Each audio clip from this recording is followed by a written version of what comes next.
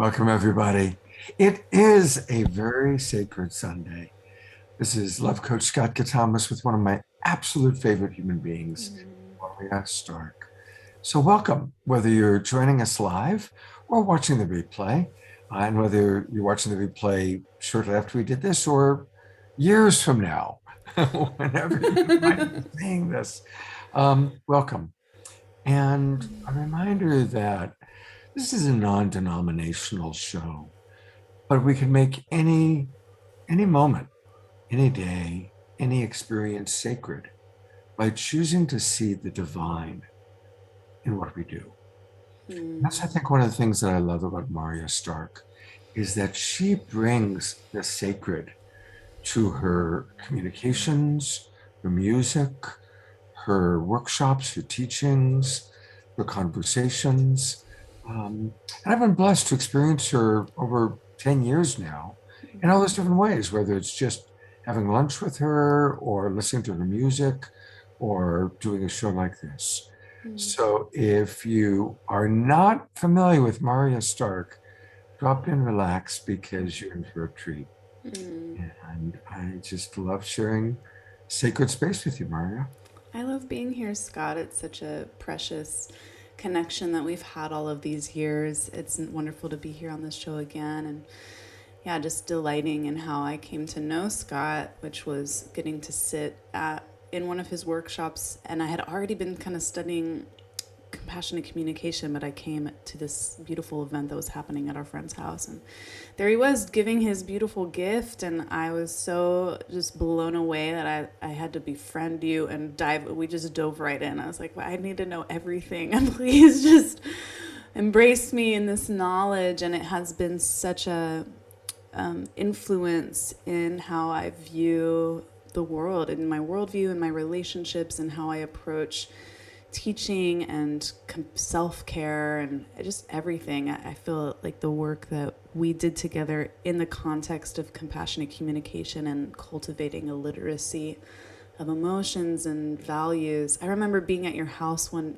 time for like 5 days after a workshop, and I just spent time in the guest room for hours every day going through this digestion and harvest of all of these challenging experiences of my life through some of the journaling practices. I just dove in, and then we got to chat about it in the afternoon. And I feel like I went through such a life level jump just in that portal with you. I'll never forget it. One of my wonderful memories, and I don't have it right here. I wish I could pull it up, but as fate would have it, when I met Maria, someone happened to snap a picture just because it was, I guess, somebody taking pictures of me at the workshop. And once a year, that picture shows up on my Facebook memories. And it's really cool because it happens to be a picture of us kind of connecting for the very first time. It's kind of cool that happened to get like captured in reality. Yeah, and So it's not welcome. very often you get No, to I have mean, that moment. You're like, wow, it's on forever. It's immortalized, that moment. that moment, right? And I just, wow, a soul family member, which clearly you are. So welcome to everybody. And as always, this is going to be what I like about my Sacred Sunday show is it's very participatory. So we want to hear from those of you in the Zoom room. And if you're on Facebook, I'll periodically, while Maria is singing or playing or talking, I'll check and see what's going on Facebook. So your thoughts, your comments, and your questions are really welcome. And the focus is all about creative expression. Maria is a very multidisciplinary artist. And I wanted to tie it a little bit in that this is International Peace Weekend. And so all the shows I've been doing on Friday night and last night have been around peace. But I haven't focused it on just like, yes, we all want world peace. Yes, stop nuclear weapons, obviously. But how do we bring peace into our daily life?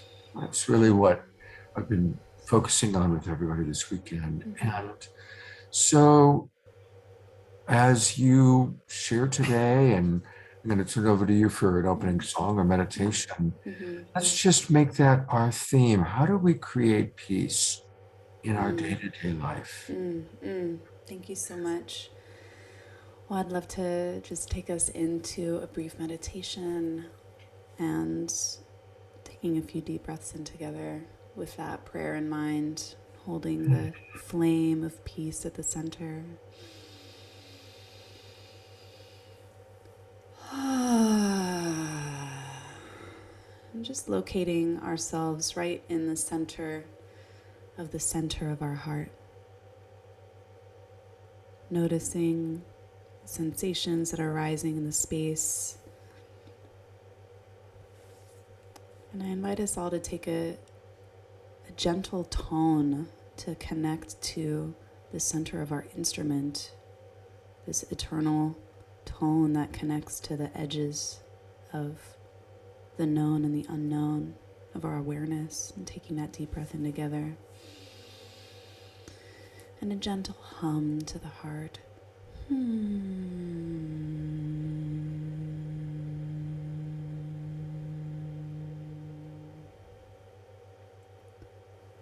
Bringing our attention and our awareness to this beautiful instrument, a bridge between the seen and the unseen, our own body, breath, heartbeat, interconnected to everything there ever was and ever will be. In this sound, and opening ourselves as a vessel of this peace. What could it be? How could peace move through me, within and around me?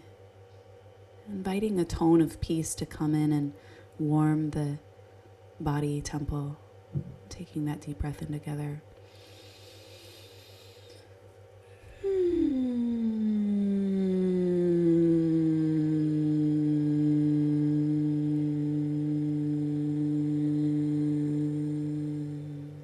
I just want to invite us to move our body a bit.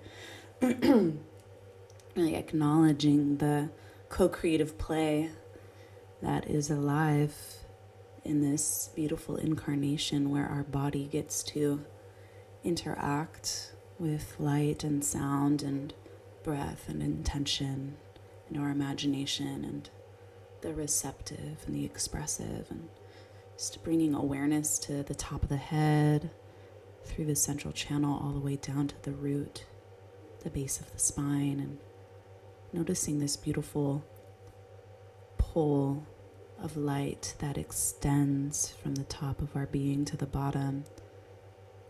That is truly a vessel, an opening to receive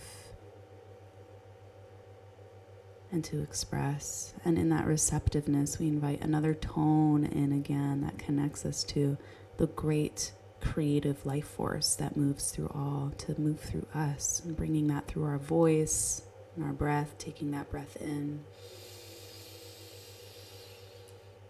And bringing that hum through this whole channel that we are.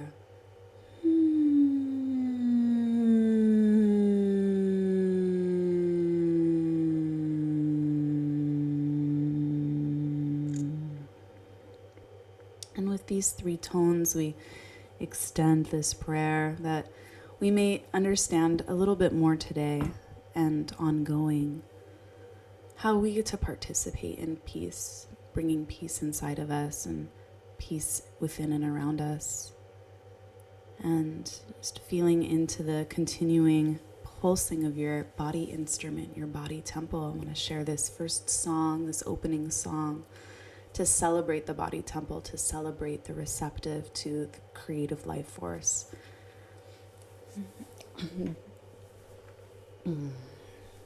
Okay.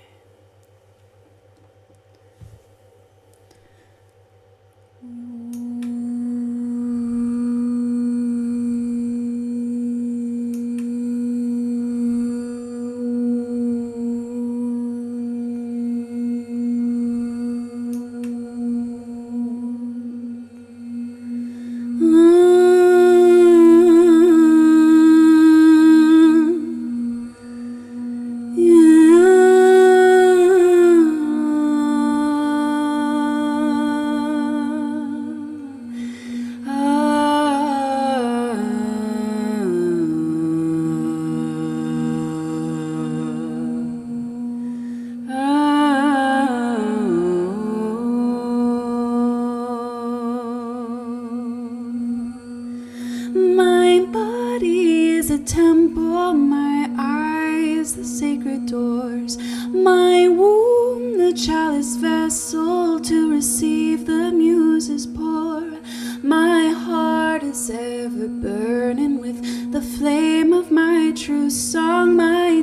dance, it is emerging as an answer to the call. Presence, my sanctuary, pleasure, my sacrament. This movement emanating from the wells of reverence, an ancient wonder guiding towards my shining compass star, where all I give's returning in an overflow of awe. I am the vast reunion of the heavens and the earth. I am the vase of power through which spirit flows her mirth. I am the cherished daughter of the elemental poem.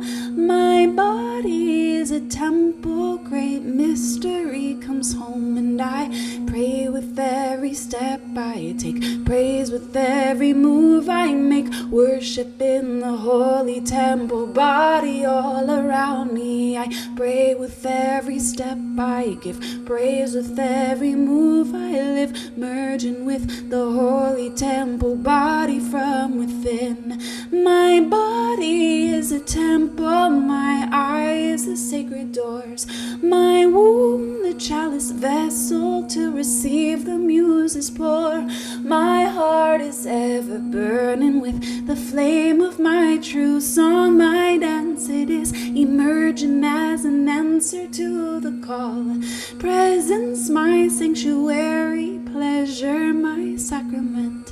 This movement emanating from the wells of reverence, an ancient wonder guiding towards my shining compass star, where all I give's returning in an overflow of awe. I am the vast reunion of the heavens and the earth. I am the vase of power through which spirit flows her mirth. I am the cherished daughter of the elemental poem. My body is a temple, great mystery comes home, and I pray with every step I take, praise with every move I make, worship in the holy temple, body all around me. I pray with every step I give, praise with every move I live, merging with the holy temple, body from within. I pray with every step I take, praise with every move I make, worship in the holy body all around me. I pray with every step I give, praise with every move I live, merging with the holy temple, body from within.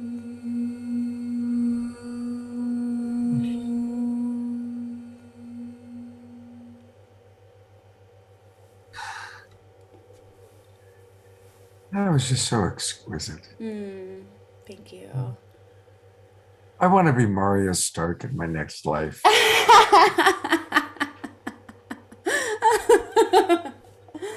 Okay, there's a ritual for that.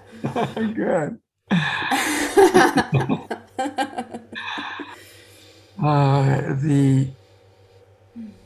mean, of course, obviously, you're blessed with a beautiful voice, but it's the way that you just embrace life, and I could just feel your experience or imagine your experience as you are doing such beautiful validation of really honoring your body temple. And it's so important, Maria, because so almost everyone I work with as a coach is struggling with their body temple.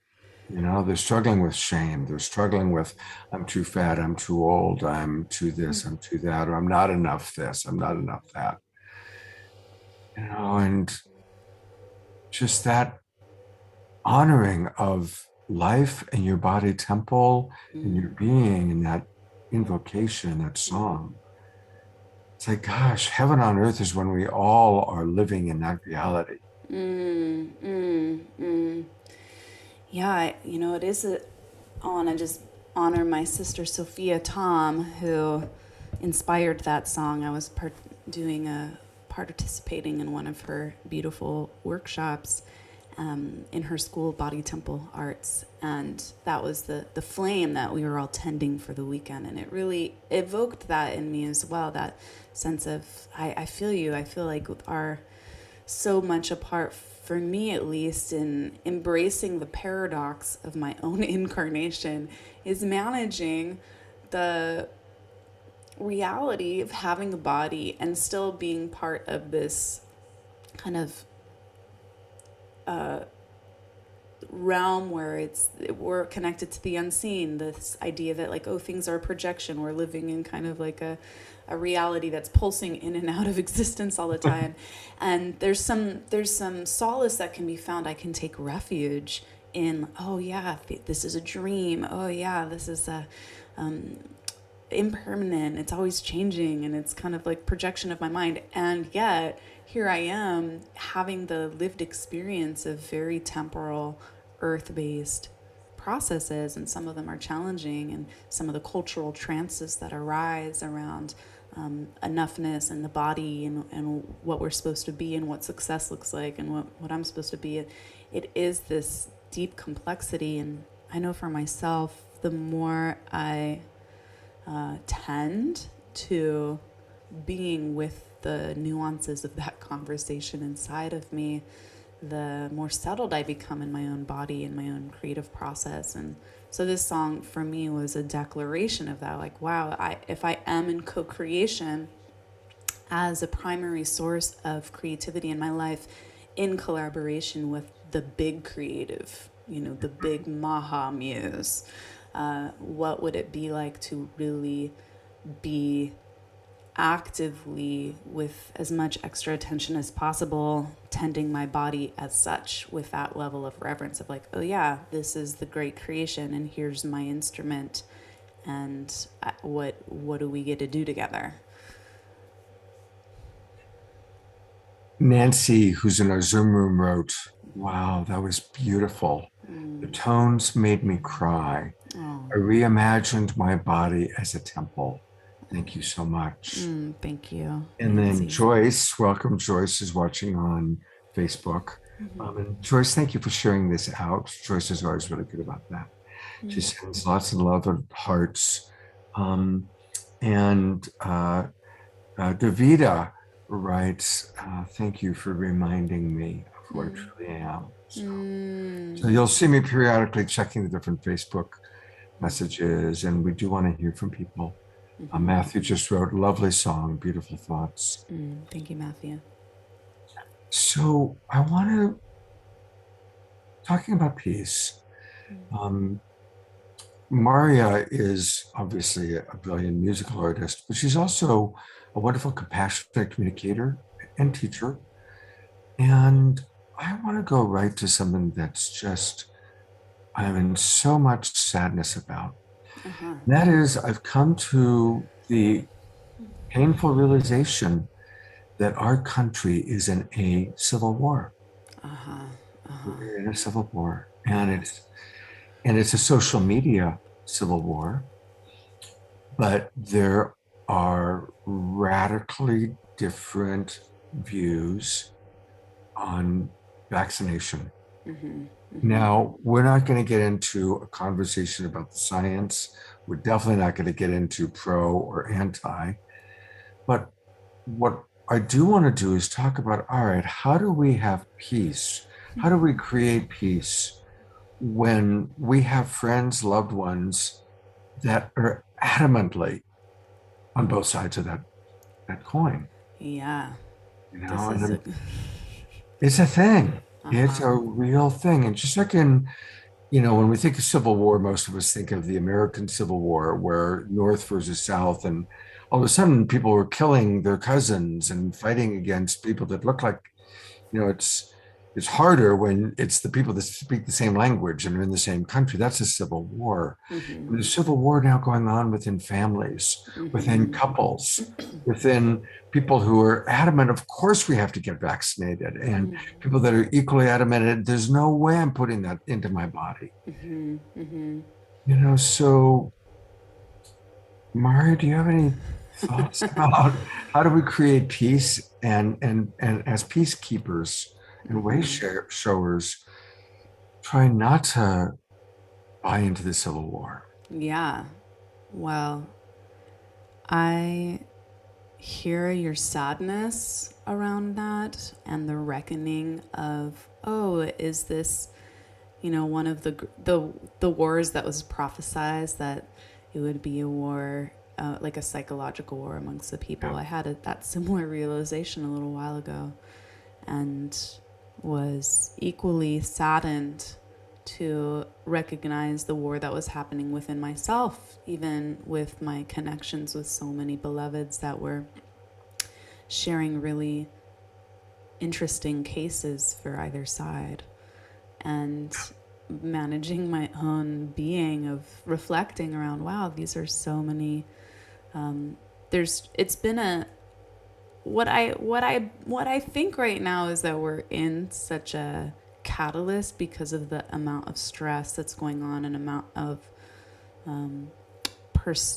perspective taking that's happening, whereas maybe in previous cycles the level of perspective taking wasn't as life or death in intensive, but there's so much, oh, this is a life or death situation. And so the perspective taking that's happening, and I think I recognize that there's a devotion to learning and exploring that's happening in a new way, which I find really interesting. And I'm curious where that will ultimately lead years from now. Now, in the time being, because there's also, I think, the filter of a lot of hijacking of deep fear and this kind of stress response. It's sometimes the view can get kind of narrow, and then there's just some information that is probably wrong and we don't really know what the information that's just like, oh, this is actually false, and people have an idea that they know which information is false. So I've been currently meditating on the story of the blind men and the elephant. Do you know this one, Scott? Oh, right. Yes, each person seeing it from a different Right. So there's touch. the blind men and the elephant. There were 6 men taken to see an elephant. They were all blind. None of them have seen an elephant before, and they were each touching a different part of the elephant. And one said, "Well, it's kind of like a snake," because he had the nose, and the other guy at the tail is like, "No, no, no, it's not like a snake. It's like a rope." See, and he's describing the rope. And the guy touching the leg, he's like, "Definitely not a rope, you guys. I don't know what you guys are talking about. This is like a trunk of a tree." And the guy touching the ear is like, "No, no, no, you guys are missing it. This is like a fan." And the guy with the tusk is like, "Oh, a fan? What are you talking about? This is definitely a spear. It's a spear." And they're all so certain of what they're seeing. And yet none of them have seen the entire elephant. Mhm. And I rest in that at this time, knowing that I'm not seeing the whole elephant. I'm not seeing the whole picture. And it takes time, I think, with pieces, this kind of thing that's happening, to see a whole picture. Again, it's one of those things of like, oh, we're going to get a lot more information a decade from now Yeah. around what's happening. And so the way that I create peace with myself in that is to acknowledge, wow, the ones who are fighting likely have a positive intent, likely have something that they are trying to protect wholeheartedly. Yeah. And the thing that is trying to be protected, then, we've talked about this in communication, it's like the values that are being cherished and protected are likely really complementary, and yet the strategies and the views based on personal orientation are vastly different. And as I explore ongoing diving into like spiral dynamics or integral theory, or understanding like developmental psychology, it's like, oh, well, what's the whole spectrum of values that are really important to consider what's going on, and how can I relate to the positive intent of those values and the parts of the personality that are coming to protect that wholeheartedly with myself too. When I get into that like strong stance, like, if I can feel my strength or fire coming in, it's like, wow, what am I really protecting? And that's been helping me stay in open orientation to all of the information that's happening, while also resting in the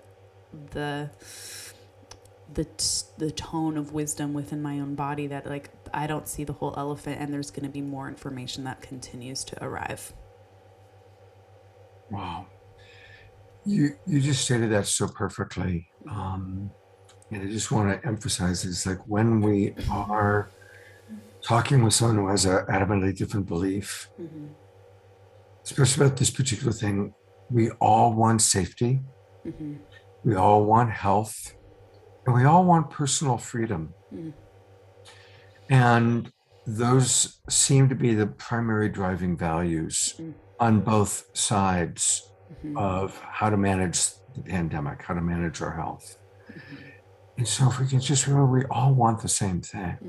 We just have really different strategies. And then the other thing that you said is like, none of us know what the real truth is. Certainly none of us are able to see the entire or touch the entire elephant. And, you said, we'll have a lot more information in 10 years, and that's true. And we may not ever have all the information.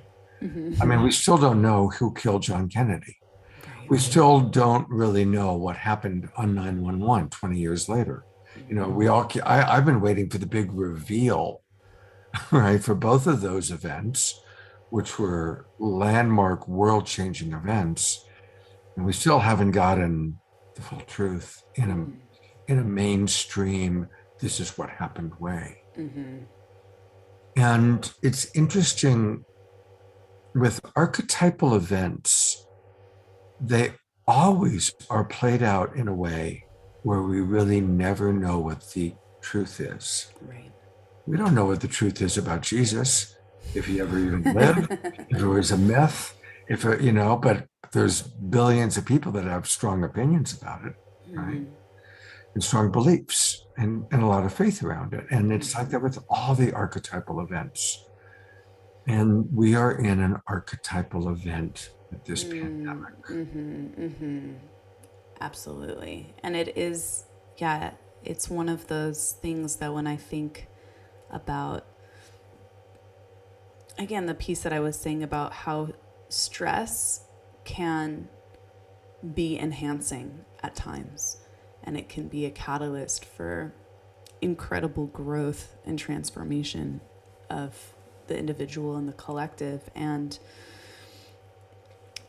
it's hard because I also know that stress can really be deteriorating, especially over a long period of time. And that's what makes this particular chapter disconcerting. It's like, oh, and it's provocative to feel like, oh, wow, we're in this extended period of disorientation and stress and fighting and core connectivity threatened with our closest beloveds, and like this kind of primal safety. So over a period of time, that can be wearing, absolutely. And I can sense so many of us worn down.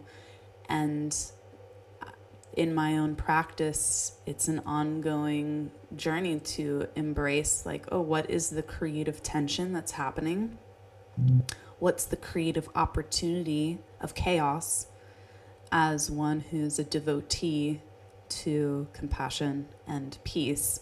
And this was the kind of the topic that we brought up for today. It's like, oh, creativity in a time of chaos, creativity in a time of the unknown and disorganization, and what does it mean to continue to recommit to abiding in this place of unknown and befriending the unknown and befriending the mystery.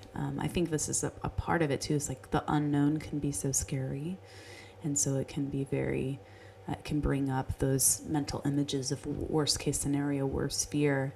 And I find that for myself as a peacekeeper, one of the covenants and commitments I've had is to befriend the unknown, to embrace the unknown as actually the place where all of the blessings have come into my life. The unknown is the place where everything that I love has arisen from. And it's not just the place where everything terrifying happens. it's it's the womb, it's the pregnant unknown, and so and that's a daily recommitting, that's a daily balancing on that point of, okay, taking refuge in mystery, taking refuge in open possibility, and recommitting to my own creative participation in that. Mm-hmm. Beautiful wisdom, beautiful. I'm going to read a couple comments and then offer a thought and then ask you a question. Sure. Matthew in our Zoom room writes, we can create, facilitate, encourage peace within ourselves and within our relationships and throughout the human collective interconnectedness. May it be so. That's the work. Thank you. That's the work. Yeah. Julie writes, thank you, Maria, for your wisdom and the way that you express yourself. Yeah, that's true. I love the quote from Einstein, and I'm paraphrasing, that the true measure of intelligence is how quickly we can change our beliefs. Coming from like the smartest guy of the century, right? And I just want to say that again, I think a big part of creating peace is, we've all heard variations of, would you rather be right or would you rather be happy? Would you rather have a happy wife or be, fight with your wife, kind of a thing? And that's another variation of that. And again, bringing it into peace, it's like, okay, always looking at, where am I right now? Am I collecting evidence to support my belief? Am I in some level of self-righteousness? Am I believing that I'm smarter, or I know more, or I'm right and the other person is wrong? Really just like learning how to look at that and to live in that awareness is a really important part, I believe, of creating peace. Yeah, I was feeling that same pulse too, of the case that we build, the evidence that we collect, and the part of us who does that, who has positive intent, right? The builder, the inner lawyer, Yeah, right. You're like, okay, we're following the thread. Like that part of our psyche has positive intent. Yeah. It has something that it wants to reveal to us as true, and to create congruence within ourselves, to be able to relax our system, and so just to be, so loving with that part of ourselves who's building cases, and sometimes the cases points to something that maybe is important to reflect on, and then just sometimes the cases we build are like a sand mandala, you like a strong wind comes and blows it all away. I'm reminded of an experience I had with my wife when she was still alive. We were in Thailand on a retreat, and we're like totally relaxed, and we're sipping Thai coconuts. And we got into this little silly debate. It wasn't an argument because we were pretty relaxed, but this silly debate over who had the better coconut. That's amazing. And Suji's point was that she had me taste hers, and we agreed that hers tasted better. So clearly she had the better coconut. However, after we had sipped our coconuts, I could easily scoop out the coconut, where she had to dig in to get her coconut. So clearly I had the superior coconut. So as we're kind of laughing over this, a truth is revealed. What emerged was we both, for the very first time, acknowledged to the other that we've always believed we were smarter than the other one, right? And we were both shocked to learn that the other one thought they were smarter than ourselves, right? Right. And but we were relaxed. It was like, oh my God, real isn't that hilarious? We both think we're smarter. And so we established in that wonderful moment the Superior Coconut Award. And what that was whenever one of us would notice that we were dropping into being, as you said, being prosecutorial or our inner lawyer, that we were dropping into that polarization of right, wrong, was that who's going to win the Superior Coconut now, right? And it became a wonderful, playful way for us just to call out when we were falling into that pit of right, wrong. I love that. The Superior Coconut Award, the SCA. Yeah. I haven't thought of that story in a while. So, a couple comments, and then I got a question for you. Bonnie writes, if you have a choice between being right and being kind, always choose to be kind. And she says that's a common quote from Wayne Dyer. God bless Wayne. Matthew Baker wrote, I believe that some keys to bring about peace are curiosity, compassion, and connection. I believe that this is the snake oil cure-all for everything that ails the human condition. Interesting. I like that, other than calling it the snake oil. What does that mean? The snake oil. Yeah, I think, well, yeah, and it's true, because he's actually saying that this is the balm. I would say the healing balm, because snake oil has a tendency to also be perceived as a bullshit medicine. Sure. Right. Back in the 1800s, they were selling snake oil that would save everything. So I like what you're saying, but let's just say this is the healing balm and the true cure-all for everything: compassion, curiosity, and connection. Let's make that shift. That's so funny. Unless they mean that it's the bullshit medicine. Do you know? No, he's Matthew's laughing. He's laughing. And he's also going to adopt the Superior Coconut Award, so that's good. Okay, delete snake oil. Delete snake oil. Okay. You know, some people do think that this frame of going about things that we're going about it, Scott, is some bullshit medicine that and that's kind of, I think, the thing that is really tricky about this whole situation is that I know that for myself, when I present this world bridging, and you and I share this, we're gonna be the ones who build the bridge, compassion, and we're to keep the parents together, keep everyone together. This kind of, and I know, as I've spoken to some people who are invigorated by no, we got to draw a line in the sand around what is cool and what's not okay, and there's a potency in that, and I think that's, for me, where I keep coming back to this trickiness of the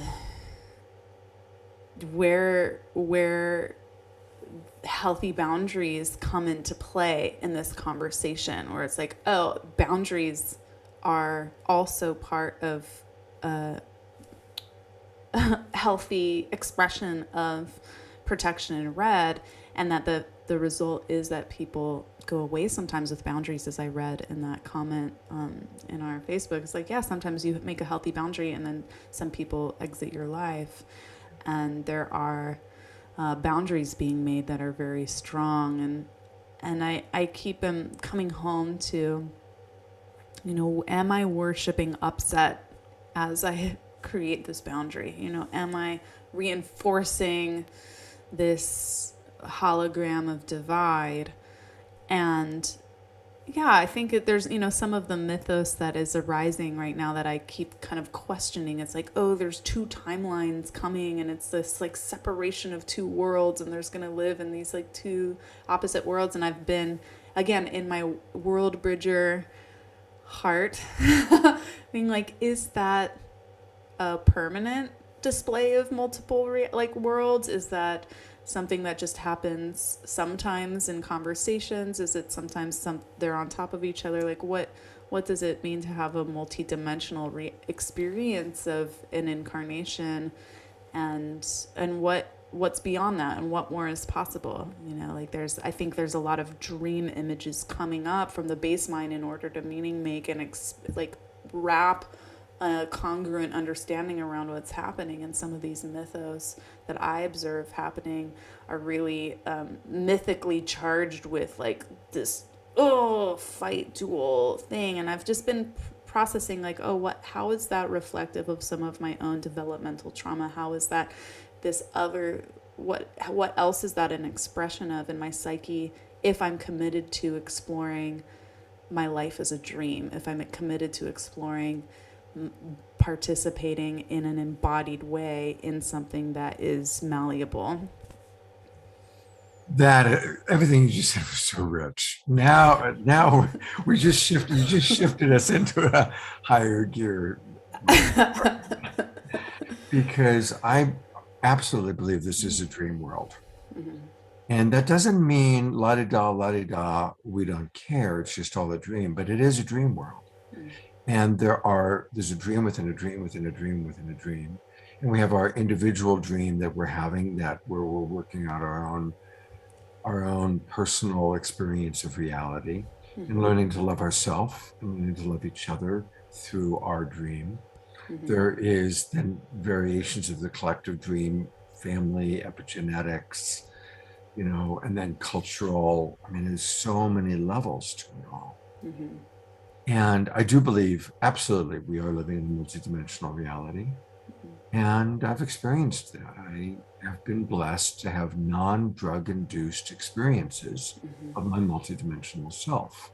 So it's an experience I've had. It's kind of like if someone's been to England, they say, yeah, I've actually been to England. It's not just a myth that there really is a country, and I've been there.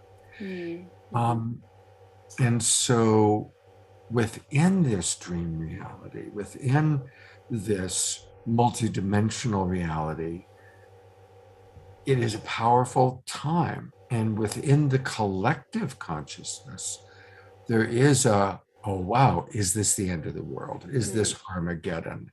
Is this, clearly we are heading for massive change.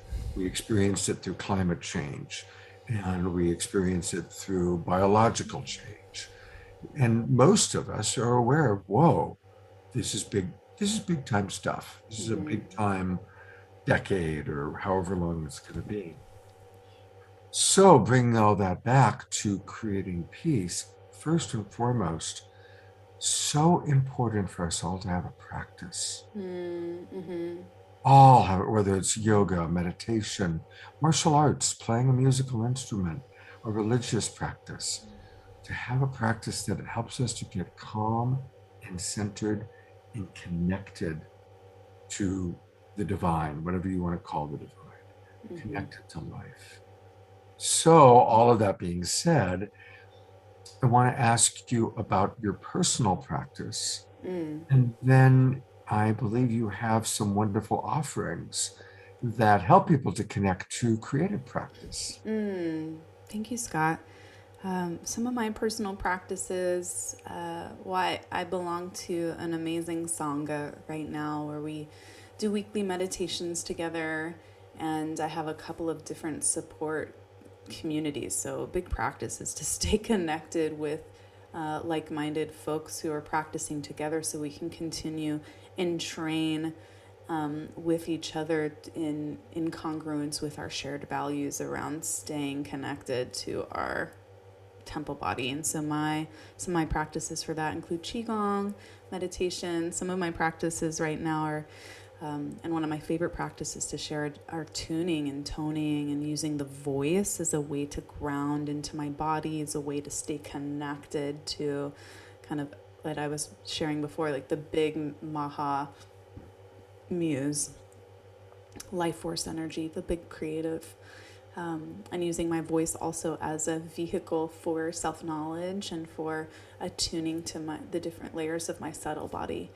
And as much as possible, spending time outside and enjoying the pleasures of just having a body, being able to be in my sensory system. Those are some of my favorite practices currently. And of course, creating and creativity is an ongoing mirror for me in terms of my relationship with my shadow, my relationship with my energy, my relationship with my ideas of how things are supposed to be, and the humbleness of letting go of old ideas and renewing my own relationship to what is. I feel like just being in a consistent relationship with songwriting and making albums and producing art helps me so much. Again, having a vehicle and a method for shadow work and integration and intimacy with myself. So those are some of the things that I love to share with others. My background is in expressive arts therapy, music therapy, and energetic medicine, and integrative self activation, evolution of soul through expression. And so some of the things that I've got coming up, which I'm so excited about, starting on Tuesday, I'm going to have just a 3-day journey called Treasures of the Womb, where I'm going to be going over some of my core practices of vocal alchemy, connecting with the lower cauldron, the womb, the dantian, as a source of resource for ourselves, for our energy to flourish, and also working with creative expression, creative writing as a way to connect deeper with our subconscious, connect deeper with our future self, connect with our life experiences that maybe we're still holding on to in some way, and it's still creating a contraction in our subtle body that is looping us in a way that's creating discomfort or not allowing us to be fully landed in our body, and working with creative process as a way to assimilate complex experiences and free up that energy so we actually have more of our energetic body online. So in those 3 days, we're going to be in this empowerment experience to create this container of how do we get into a practice. It's going to be really exciting. It's just a taste of the essence of my work. So this is for leaders. This is for women primarily, although if you are not a female gendered being and you want to sign up for this course and just observe, you're totally more than welcome. This isn't but it is Treasures of the Womb, and most of my work is oriented towards women. And what this is an anchoring into our vessel as a vessel for the muse, as a vessel for divinity to come be expressed through us and with us. And so this is going to be a really powerful experience of, wow, how do we claim that? How do we anchor into that for the benefit of all beings? And what this is to lead into what I am going to be holding for 9 months, which is a course called Voice of My Womb, the Rose Petal Path. And this is for women, for those who identify as women. And this is a 9-month container, Sangha, for a complete rebirth of ourselves in our creativity, in our leadership, in our legacy.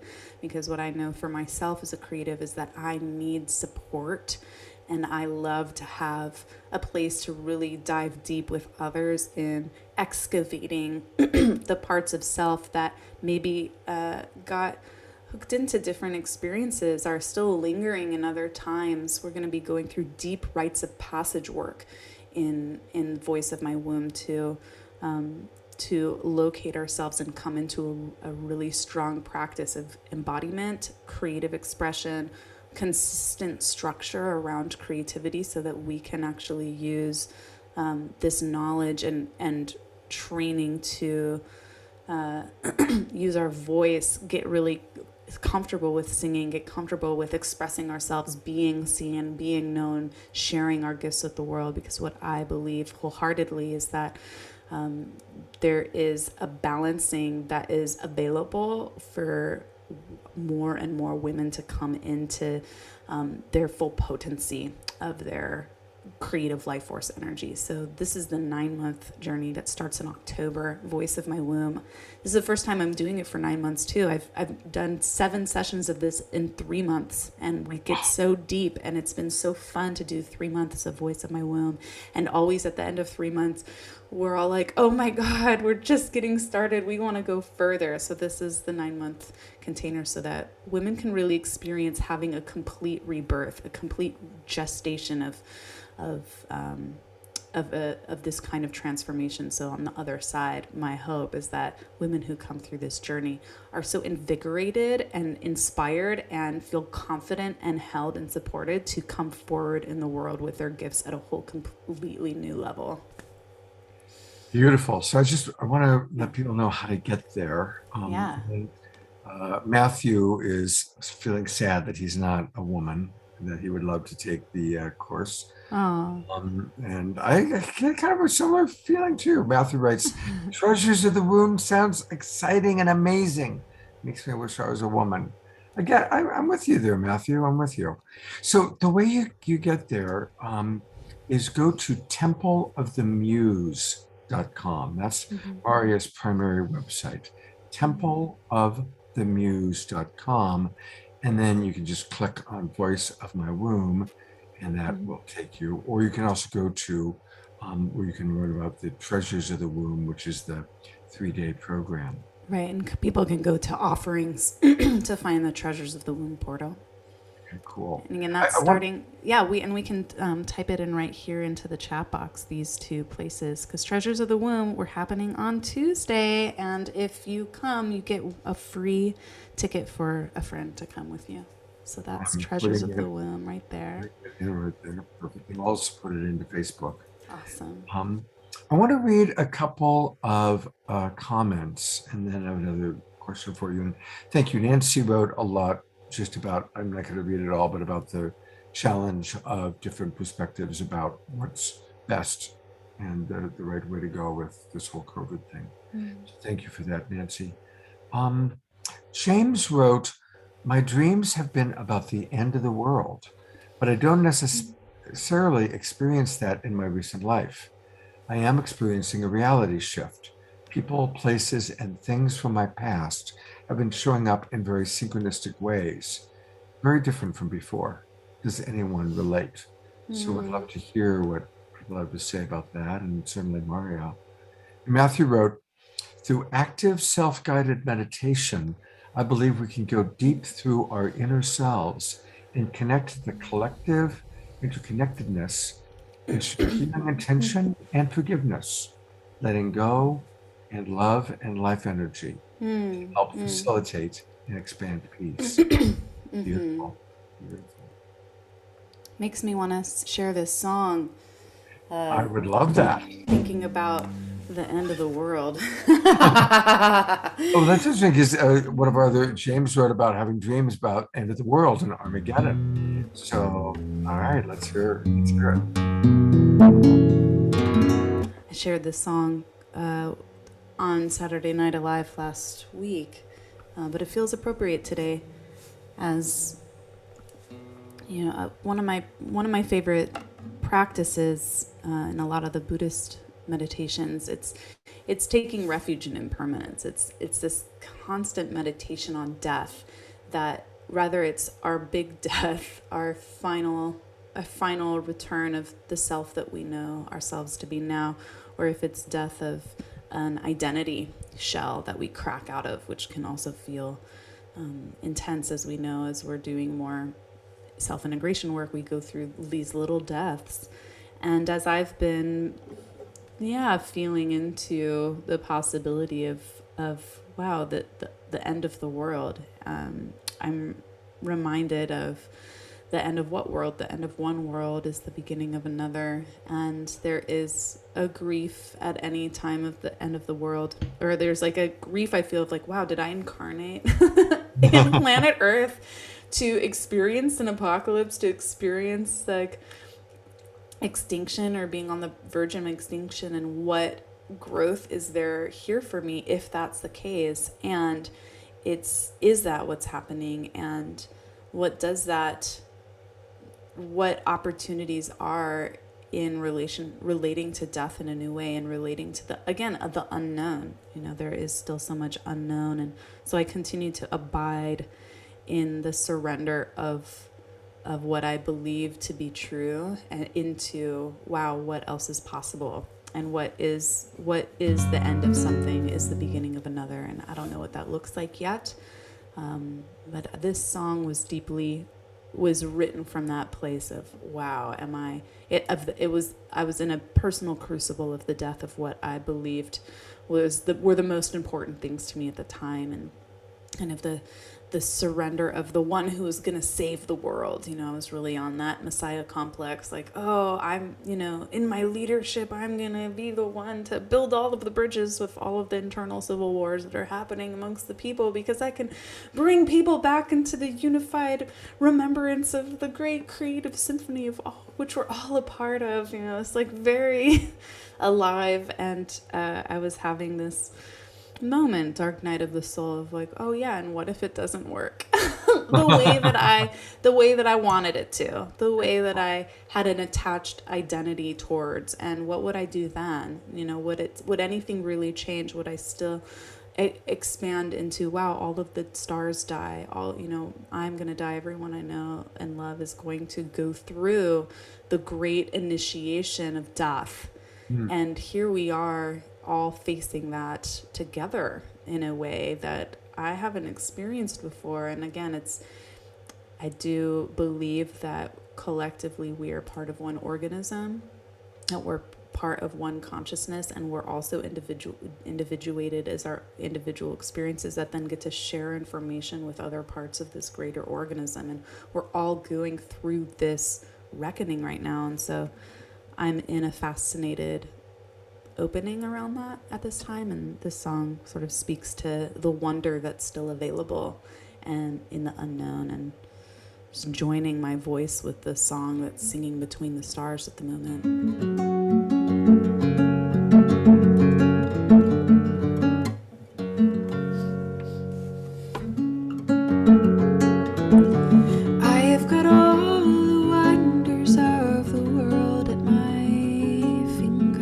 But none of them bring me closer to the truth.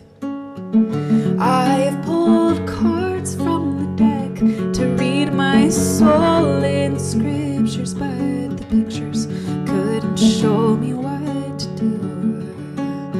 It's been a long night.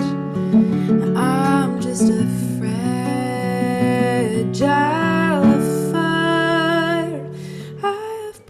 the sword from stone, and it was heavy, heavy. I've carved flutes from hollow bones, and now I'm ready, ready to mourn the death of stars. Watch them go out with a bay, and I'll sing every song that was shown in between.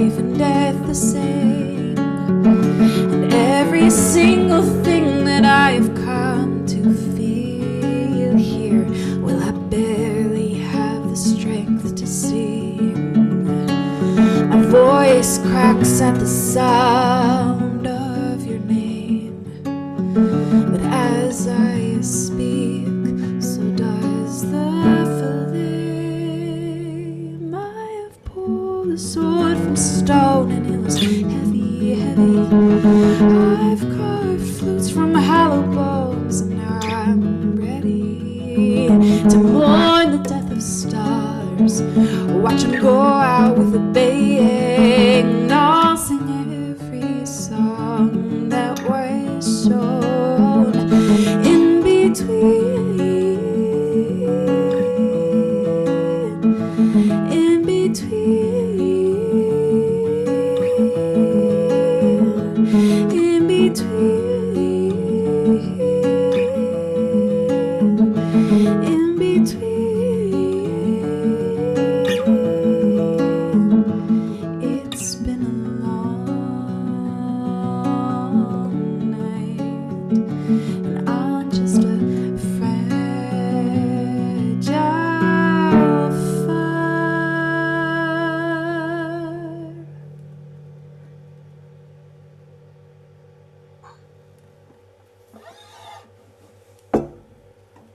you so much. God, I love your music.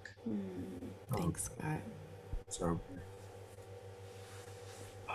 I do want to read a few more comments. Of course, lots of people writing about how beautiful that song was, so that's flooding in.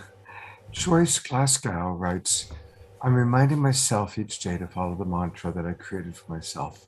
Be kind, be thankful, be thoughtful. Beautiful. And she then just wrote beautiful, peaceful song. Roger, I'm not going to read his whole comment, but Roger just reminded no matter what side of the vaccination argument or debate we might be on, there's so many things we all can do to improve our health. And that there's not enough conversation about that. All the things that we can do to just build our immune system. That's definitely a really good point. So thank you for that, Roger. And Bonnie just wrote a beautiful song. Thank you so much.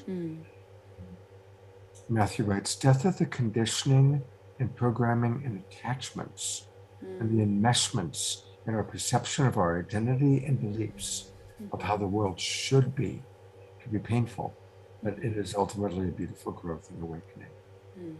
That's kind of part of what I heard in your song as well.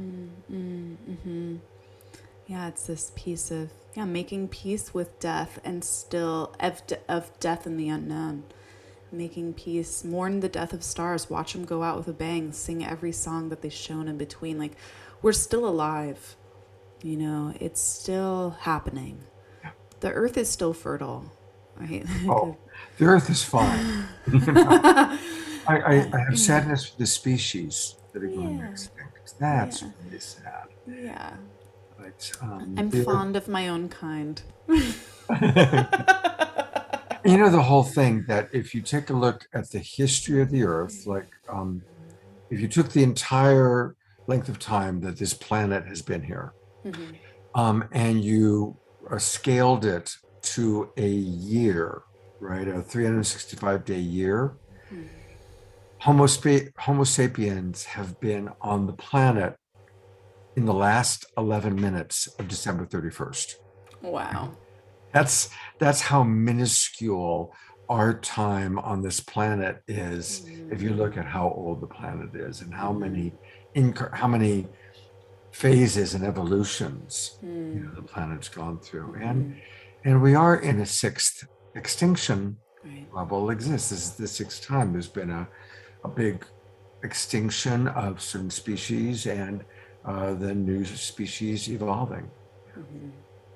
You know, one other thing, and I won't go too long into because I talk about it sometimes, but as you know, Mario, when my wife died, the way it played out was I got to experience the beauty of death. Because her particular death, the way that it played out, was not tragic. I miss her terribly still, but those of us in the room with her could feel her liberation, could feel just how good it felt for her to be liberated from the body. Yeah, it is it's so precious, this death gate, and again, it's just as precious as birth.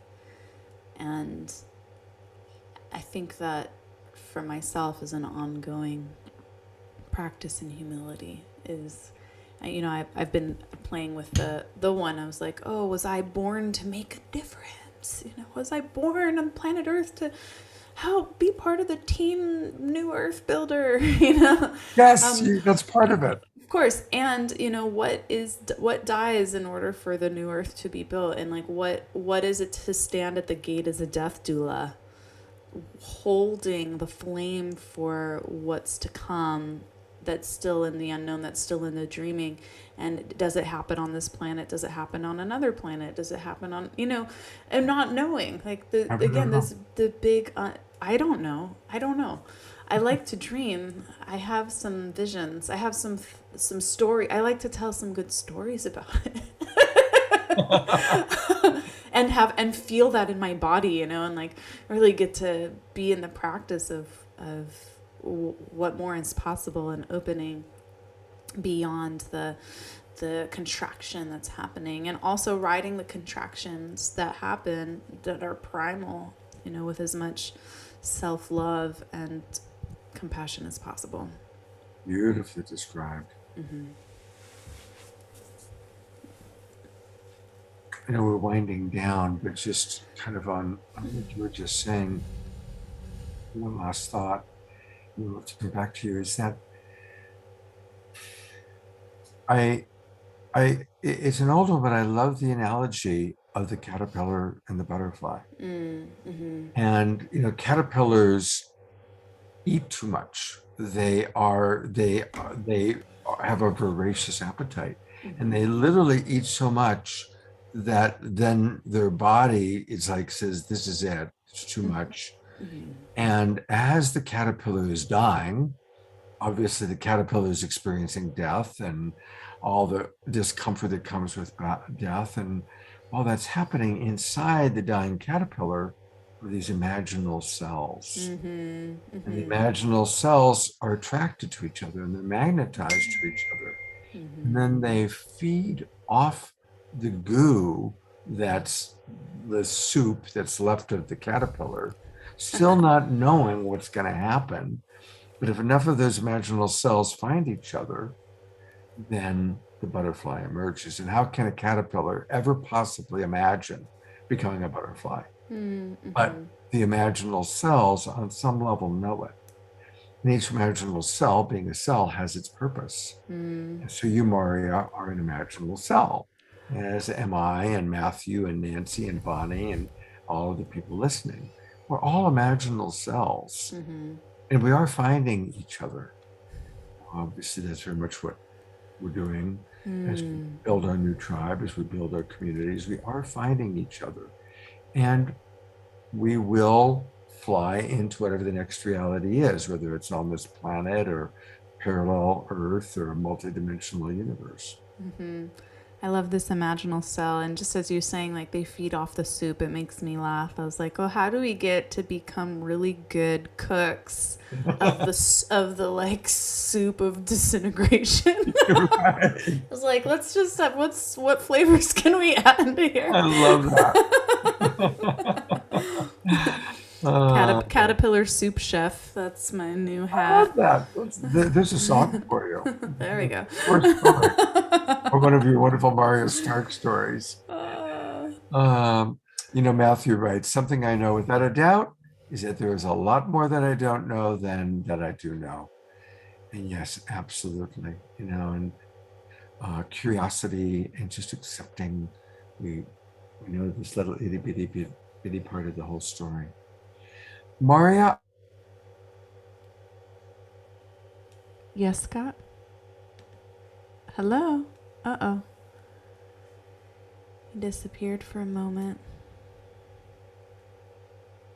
Curious if you can still hear me out there, if I'm the one who froze. If you can hear me, let me know, please. Oh, there you are, Scott. You're back. Okay, yeah. I don't know if it was you that froze or me that froze, but there was a freeze. Yeah. Hi, welcome back. Hi, here we are. All right, it's 11:11. How would you like to close? Any final thoughts or a final song? Maybe one final song.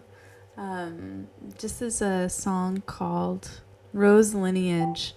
And Rose Lineage is a song that for me is the great embrace of this mystery of life and death again. And as I am consistently attuning to, balancing into the possibilities of this new, the new next unknown, I connect to the beauty of the wild and the natural cycles that they go through these cycles. So Lineage of the Rose is that song that is attuning to the consistent flame in the prayer of these I'm going to say the ruby codes.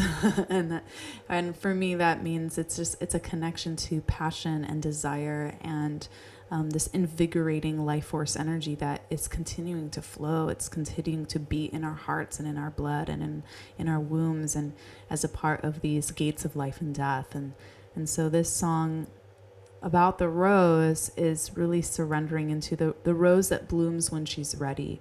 And it really connects for me to this time that we're in of the creative tension of unknown. And we want this next thing to happen. And I, in the same prayer of the butterfly, that it's in the soup, it's just going through its transformation. Similarly, a rose goes through its holding process and it blooms in its own time. And so what can I do as a creative to continue to tend to the soils, to continue to nurture the roots? And so this song is a dedication again also to the restoration and rebalancing of the womb rhythm, to the rhythm of the planet, and to the womb of the earth, and is the core treasure of the womb for me in terms of my art and song. And I dedicate this to the women who are coming to join me for Treasures of the Womb and for the Rose Petal Path.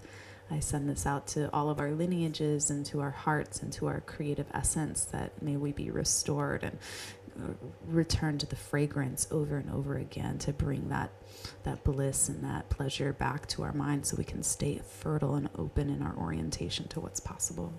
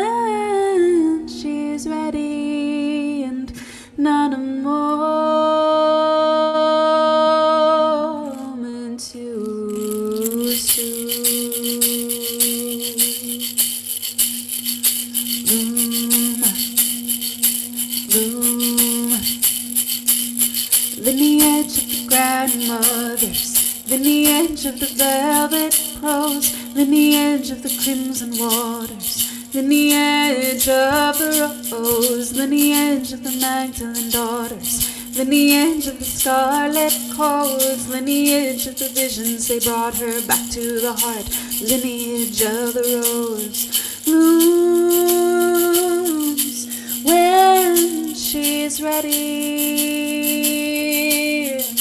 when she's ready, and not a moment too soon.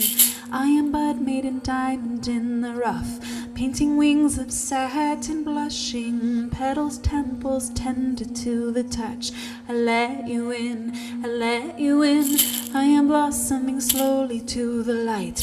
I'm remembering all of the phrases, sunlight, language, dew, mist in the night, flowering into poems for the ages. I am Rose Mother in full bloom, script of ruby, fire emblazoned, petals fall slowly by the moon. I am drinking the wisdom of all that was tasted. I am potpourri danced upon the earth, Holy death takes nothing from my beauty. I am ground into the rosary beads. Come and sing your prayers over me. Come, sing your prayers over me. A rose blooms.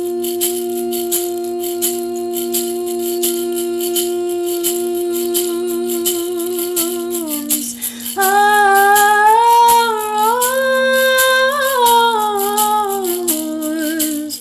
blooms.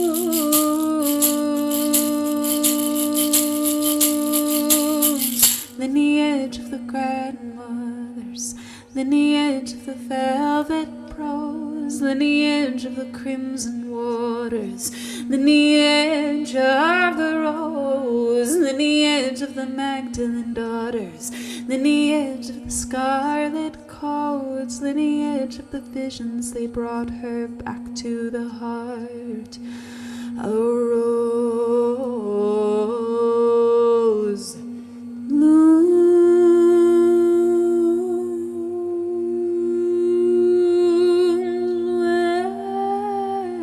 when she's ready.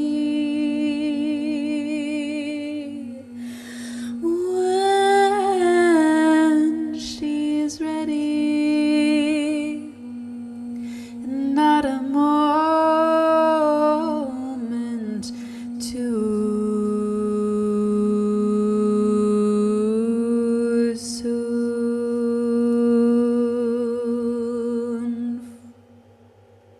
Mm.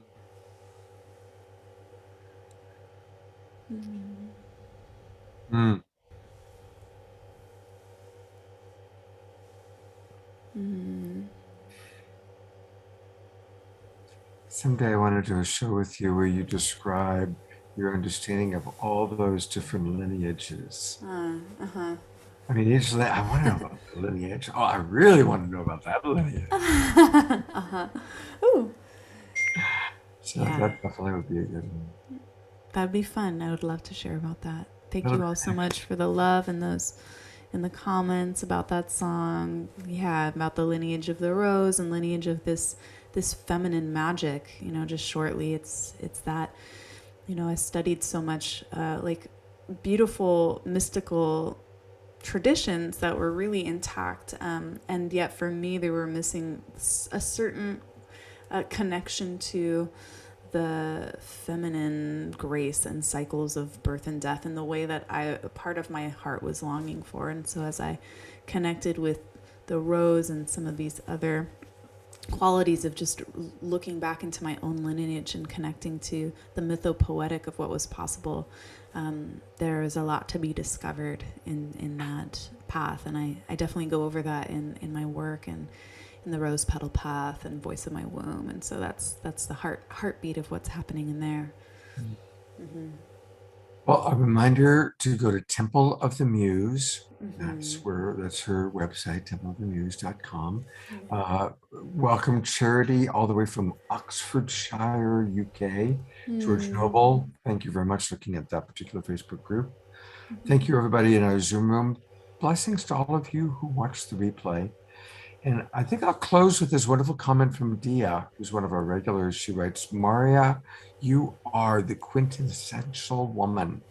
We are all so blessed to have you on our precious planet at this time. And she loves you. Thank you so much, Dia. You're right. You are just a remarkable woman, and it's such a blessing to have you with us. Thank you so much, Maria. Thank you, Scott. It's so wonderful to be here with you and get to share. Thank you all, everyone for being here, for your generous listening, and for being part of this conversation with us about creativity in a time of uncertainty and continuing to tune into the imaginal selves. What more is possible Exactly. on the other side of this initiation? Beautifully stated. I love you, Maria. I love you, Scott. Thank you so much. You're my best of June. I will do. And she has a wonderful long-term partnership with an amazing man who I should have him on this show, actually. He would love to be on the show. He's ready. Oh yeah, let's definitely, I'm gonna text him as soon as we hang up. That's gotta happen. All right, Take care, everybody. Have a beautiful, sacred day. God's blessings. Bye.